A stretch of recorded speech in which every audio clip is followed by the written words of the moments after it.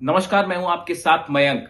आज 14 तारीख है और पिछले 12 घंटों की अगर बात की जाए तो अमेरिका और ईरान के बीच अब जंग बेहद तेज हो चुकी है। करीब 300 से ज्यादा मिसाइल्स अमेरिका ने पिछले 48 घंटे के अंदर ईरान पर बरसाई है और दूसरी तरफ ईरान ने 5 अरब मुल्कों पर जबरदस्त हमले किए हैं और अब इस जंग में सऊदी की भी एंट्री हो गई है और यूएई पर भी ड्रोन स्ट्राइक शुरू हो गई है। देखिए, इन सब खबरों की हम बात करेंगे, लेकिन इस वक्त एक ऐसी खबर आई है जो आप तक पहुंचाना बेहद जरूरी है और इस खबर ने इस पूरे जंग को एक नया मोड़ दे दिया है। देखिए, जो खबरें आई हैं उसके मुताबिक रूस ने यानी व्लादिमीर पुतिन ने अपना डूम्सडे प्लेन तेहरान भेज दिया है, ईरान भेज दिया है। इसका नाम है TU-21-4PU। ये वो प्लेन है जिसका इस्तेमाल ऐसे हालात में किया जाता है जब अगर न्यूक्लियर अटैक हो जाए। ऐसे हालात में जो देश के पॉलिटिकल लीडरशिप है और जो सेना प्रमुख है वो इस प्लेन के अंदर मौजूद रह के अपनी सेना को आदेश दे सकते हैं। इसे communication command and control system का एक ऐसा किला माना जाता है जिसे जो अभेद है, यानी इस प्लेन का इस्तेमाल ऐसे समय पर किया जाता है जब जंग एक न्यूक्लियर वॉर का रूप ले ले। और इसीलिए बताया जाता है कि इसका कमांड और जो कंट्रोल सिस्टम है वो इस तरह का है कि चाहे जो हालात हो जाए, देश की जो लीडरशिप है, जो सबसे बड़े नेता है, वो इस प्लेन में मौजूद रह सकते हैं अपने सेना प्रमुख के साथ और अपनी सेना को सीधा निर्देश दे सकते हैं। अब सवाल ये है कि आखिर रूस ने जंग के बीच अपना TU-21-4PU जो ये डूम्सडे प्लेन है, डूम्सडे मतलब कयामत का दिन जो है, उस दिन डूम्सडे कहलाता है कि ऐसे हालात के लिए प्लेन बनाया गया है। सवाल ये है कि पुतिन ने आखिर तेहरान ये प्लेन क्यों भेज दिया है। इसको लेकर देखिए, जैसी खबरें आई, फ्लाइट रडार 24 ने इसकी जानकारी दी, जो रियल टाइम जानकारियां देती है कि कौन से देश के ऊपर कौन सा प्लेन उड़ रहा है, उसका डेस्टिनेशन क्या है, किस तरफ बढ़ रहा है। इसने ये जानकारी दी कि रूस से ये प्लेन उड़ा। ये कोई स्पेकुलेशन नहीं है, ये कंफर्म खबर है।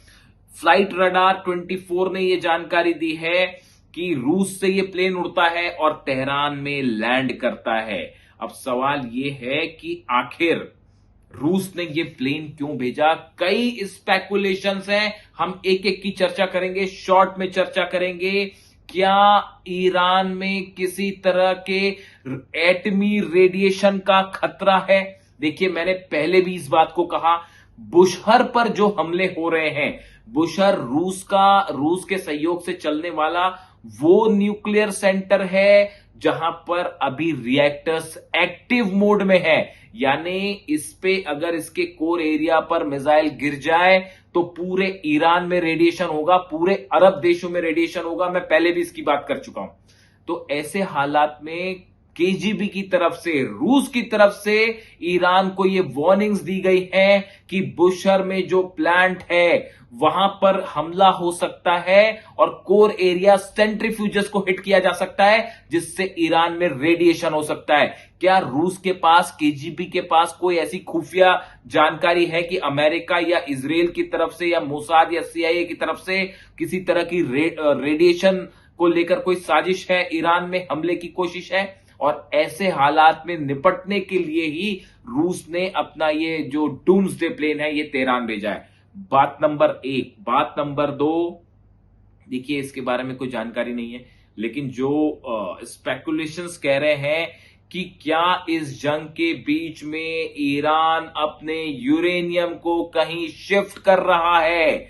देखिए, आज की डेट में अगर ईरान से यूरेनियम बाहर ले जाना है या किसी सुरक्षित जगह ले जाना है तो ट्रांसफर करने के लिए सबसे सुरक्षित प्लेन हो सकता है TU-21-4PU, ये रूस का डूम्सडे प्लेन।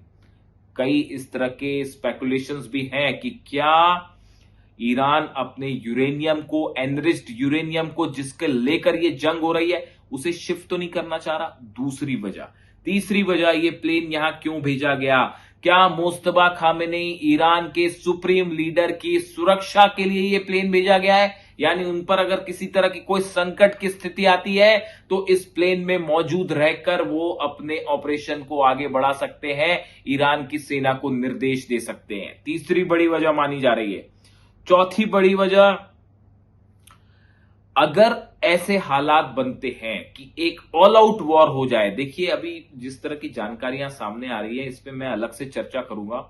सऊदी की इस जंग में एंट्री हो चुकी है। जिस तरह से यमन पर हमले हुए और उसके बाद सऊदी पर भी अटैक्स होने शुरू हो गए हैं, ये क्या सऊदी को भी इस वॉर में लाने की कोशिश है? क्या यमन के खिलाफ ऑल आउट वॉर होने जा रहा है? लेबनान पर ऑल आउट वॉर होने जा रहा है? गजा का फाइनल फैसला होना है? और क्या ईरान के खिलाफ एक आर पार की जंग होगी?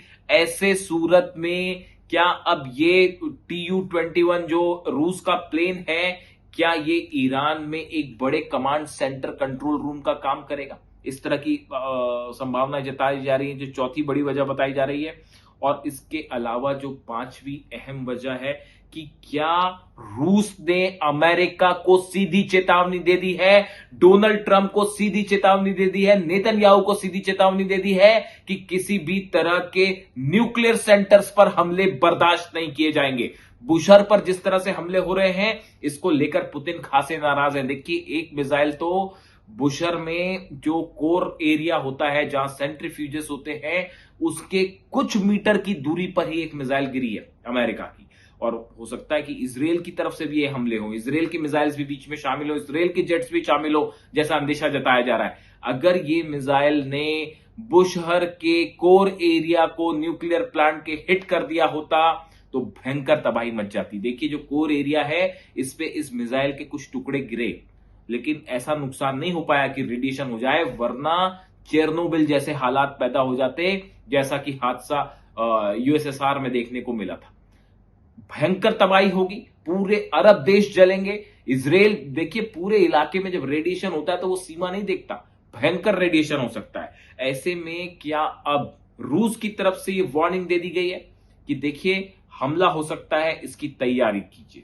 इसके साथ ही देखिए, जो हमले हैं, जिस तरह के, जिस नेचर के हमले हो रहे हैं, आप देखिए कल जो हमले हुए उसमें सबसे बड़ा जो गौर करने वाली बात थी, जिस पर मेरी नजर थी, वो है देजफुल में। देजफुल में ईरान के अंडरग्राउंड मिसाइल सिटीज हैं, एक से ज्यादा कई अंडरग्राउंड मिसाइल सिटी है, इसको निशाना बनाया जा रहा है। और पहली बार इस जंग में, ये जो दूसरा सीज फायर टूटने के बाद जो दूसरा दौर जंग का शुरू हुआ है, B-2 बॉम्बर्स का इस्तेमाल किया गया है, बंकर बस्टर बॉम्ब्स का इस्तेमाल करना शुरू कर दिया गया है। ये वही बंकर बस्टर बॉम्ब्स हैं जिनके जरिए नतांस पर हमले किए गए थे, फोर्दो और इस्फहान में बंकर बस्टर बम्स गिराए गए थे B-2 के जरिए। और अब एक बार फिर देजफुल में ये हमले किए गए हैं, यानी उन मिसाइल सिटीज पर जहां पर ईरान की मिसाइल्स रखी हुई है। इस समय अमेरिका का कोई खौफ है? नेतन्याहू जिस चीज से डरे हुए हैं वो है ईरान की मिसाइल्स। ईरान ने अपनी मिसाइल के दम पर अमेरिका को घुटने पर ला दिया है, इजराइल को घुटने पर ला दिया है। और हालात ये है कि अमेरिका लाख कोशिश करने के बाद भी ना हॉर्मुज जीत पाया, ना ईरान में रिजीम चेंज कर पाया, ना यूरेनियम हासिल कर पाया, और ना ही न्यूक्लियर डील कर पाया। इससे बड़ी कई एक्सपर्ट्स दुनिया के ये कह रहे हैं, ईरान को लेकर तो अब अमेरिका के कई डेमोक्रेट्स और कई अलग अलग सांसद जो हैं और एक्सपर्ट्स हैं, वो ये कहने लगे हैं कि डोनाल्ड ट्रंप ने अमेरिका की सबसे बड़ी हार दुनिया के सामने ला दी। कोई भी लक्ष्य डोनाल्ड ट्रंप पूरा नहीं कर पाए और उसका नतीजा यह है कि आज ईरान भारी पड़ रहा है। आज देखिए, हॉर्मुज में पूरा कंट्रोल ईरान का है। जो खबरें हैं बीती रात, अगर आप हमलों की बात करें, हॉर्मुज में एक बार फिर ईरान ने अमेरिकी जहाजों पर बड़ी संख्या में मिसाइल्स दागी हैं। और जो हकीकत है उसके मुताबिक ये बताया जा रहा है, कई अमेरिकन शिप्स के ऊपर भीषण अटैक हुआ है और उसमें काफी नुकसान भी हुआ है अमेरिका के जहाजों को। देखिए, यही हाल 5 अरब देशों का है इस समय। बहरीन में भयंकर हमले हो रहे हैं, कुवैत में हमले हो रहे हैं, कतर में हमले हो रहे हैं, इसके अलावा आप देखिए जॉर्डन में हमले हो रहे हैं, सऊदी में हमले हो रहे हैं, और UAE पर भी बीच बीच में जो है वो ड्रोन से स्ट्राइक हो रही है। यानी अब ईरान ने एक ऑल आउट वॉर के लिए ईरान तैयार है, और ये जंग अब एक बड़ा रूप लेती जा रही है, जिसका अंदाजा शायद अमेरिका और इजराइल को नहीं था। अब देखिए, जिस तरह से यमन पर स्ट्राइक हुई है, मैं यमन की और सऊदी की अलग से वीडियो में बात करूंगा। लेकिन अब ये जंग पूरे अरब में फैलती दिख रही है। और देखिए, एक बार फिर हमलों की बात की जाए, केशम आइलैंड्स पर हमले हुए हैं। ये वो जगह है जहां पर ईरान का ऑयल रिजर्व है, जहां पर ईरान के रडार सिस्टम लगे हुए हैं, डिफेंस सिस्टम लगे हुए हैं। केशम आइलैंड पर हमले हैं, खर्ग आइलैंड पर हमले हैं। खर्ग आइलैंड पे ग्राउंड ऑपरेशन की आशंकाएं जताई जा रही हैं। अमेरिकी सैनिक खर्ग आइलैंड पर कब्जा करने की कोशिश कर सकते हैं। जो डोनाल्ड ट्रंप का बयान आया कि अब हॉर्मूज पर हम कंट्रोल करेंगे और 20% यहां से टोल लेंगे, जिस बात को लेकर आप ईरान को क्रिटिसाइज करते रहे कि ईरान वहां से टैक्स लेना चाह रहा है और चार्ज लेना चाह रहा है, अब अमेरिका खुद वहां पर जो है 20% टोल लेने की बात डोनाल्ड ट्रंप कर रहे हैं, जिसकी खासी आलोचना हो रही है। और देखिए, जो हालात हैं उसके मुताबिक हॉर्मूज में पूरा कंट्रोल इस समय ईरान का है। पूरी दुनिया इस बात को देख रही है। अमेरिका के डिस्ट्रॉयर्स को पीछे खींचना पड़ा है, अब्राहम लिंकन को पीछे खींचना पड़ा है कि कहीं पे जो है मिसाइल अटैक ना हो जाए। और इसके साथ ही देखिए, जो सबसे अहम खबर है, क्योंकि बात हमने रेडिएशन और ईरान के न्यूक्लियर साइट्स को लेकर की है, पार्चिन में बड़ी मूवमेंट हो रही है लगातार। पार्चिन वो इलाका है जहां पर ईरान का बताया जाता है कि सीक्रेट न्यूक्लियर सेंटर्स हो सकते हैं। इस तरह की बात हमेशा से कही जा रही है कि यहां पर अंडर जाग्रोस की पहाड़ियों के नीचे जो है वो बड़ा न्यूक्लियर सेंटर हो सकता है। और अब इस तरह की खबरें देखने को लगातार मिल रही हैं कि यहां पर बड़ा मिलिट्री मूवमेंट है। क्या ईरान किसी बड़े मूवमेंट की तैयारी में है? क्या एनरिच्ड यूरेनियम शिफ्ट हो रहा है? देखिए, एक बात तो साफ है, किसी सूरत में अब न्यूक्लियर डील नहीं होने वाली। ना ही ईरान अपना यूरेनियम देने को, कोई सवाल ही नहीं है, कोई चांस नहीं है। ईरान एक आखिरी जंग के लिए तैयार है। अली खामेनी साहब के हत्यारों से बदला लेने का ऐलान खुद मुस्तफा खामेनी कर चुके हैं और लिस्ट भी जारी हो चुकी है। बताने की जरूरत नहीं है उस लिस्ट में कौन कौन है। लिंडसे ग्राहम की जिस तरह से मौत हुई है, उसको लेकर लगातार सवाल उठ रहे हैं कि क्या ये हत्या थी और इसमें जो है किसी तरह से रूस और ईरान का ये मिशन था। इस तरह के सवाल उठ रहे हैं, इस पर भी अलग से बात होगी। लेकिन फिलहाल मैं इस डूम्सडे प्लेन तक सीमित रहना चाह रहा हूं। देखिए, पार्चिन में जो मूवमेंट है वो बता रहा है, देश फुल में B2 बॉम्बर्स जो बरस रहे हैं वो ये बता रहे हैं कि ईरान के न्यूक्लियर सेंटर्स खतरे में हैं। और हो सकता है, देखिए, इस तरह की साजिश भी हो सकती है जिसका इशारा रूस करने लगा है कि किसी न्यूक्लियर सेंटर पर हमला हो जाए और ब्लास्ट हो जाए और इसको एक हादसे का रूप दिया जाए और रेडिएशन हो जाए। इस तरह की तमाम आशंकाएं जताई जा रही हैं। क्या डूम्सडे प्लेन का यहां पहुंचना इससे संबंधित है? इसके अलावा दूसरी बड़ी खबर यह है कि एक बार फिर ईरान ने खुर्रम शहर 4 मिसाइल्स को लॉन्च पैड्स पे रेडी कर दिया गया है।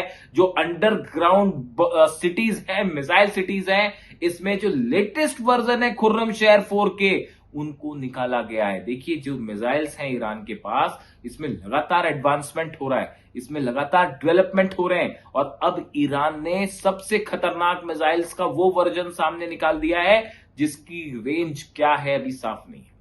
देखिए, ईरान ने अपनी मिसाइल्स को बहुत तेजी के साथ अपडेट किया है और इसको देख के आश्चर्य नहीं होगा कि अगर 5000 किलोमीटर की रेंज की कोई मिसाइल जो है वो ईरान दाग दे, या यूरोप तक मार करने वाली कोई मिसाइल जो है वो ईरान की तरफ से दाग दी जाए। और ऐसे में रूस का प्लेन ईरान पहुंचना बड़े सवाल खड़े कर रहा है। क्या ईरान में कोई एटमी संकट आने वाला है और क्या पूरे अरब में एटमी संकट मंडरा रहा है? इससे जुड़ा जो भी अपडेट होगा आपको पहुंचाऊंगा। वीडियो कैसा लगा कमेंट करें, चैनल को सब्सक्राइब करें और अपनी राय जरूर दें। Thank you so much.